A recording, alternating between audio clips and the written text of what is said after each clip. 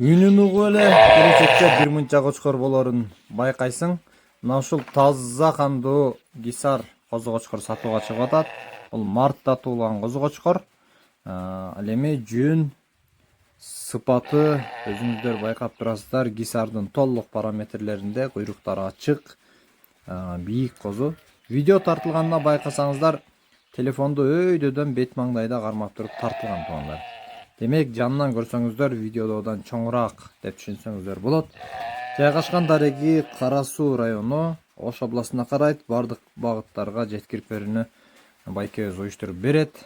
Алыстан болсо телефон аркылуу только WhatsApp'тан сүйлөшөсүздөр туугандар.